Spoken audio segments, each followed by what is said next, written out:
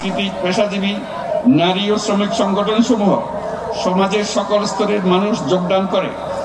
এবং আওয়ামী ফ্যাসিবাদী বাহিনী রাজপথে নারী শিশু সহ প্রায় 1000 মানুষকে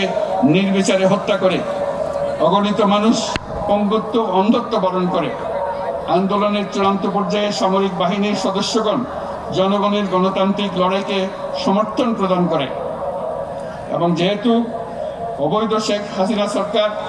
পতন, ফ্যাসিবাদী ব্যবস্থার বিলোপ এবং নতুন রাজনৈতিক বন্দোবস্তের লক্ষ্যে বৈষম্য বিরোধী ছাত্র আন্দোলনের ডাকে জনগণ অসহযোগ আন্দোলন শুরু করে। পরবর্তী সময়ে 5ই আগস্ট ঢাকা অভিমুখে লং মার্চ পরিচালনা করে এবং ফ্যাসিবাদ বিরোধী আন্দোলনরত সকল রাজনৈতিক দল, ছাত্র জনতা তথা সর্বস্তরের সকল শ্রেণীর পেশার আপামর জনসাধারণ তীব্র আন্দোলনের চূড়ান্ত পর্যায়ে গণভবনমুখী জনতার উত্তাল যাত্রার মুখে ফ্যাসিস্ট হাসিনা 5ই আগস্ট 2024 তারিখে পদত্যাগ করে দেশ ছেড়ে পালিয়ে যেতে বাধ্য হয়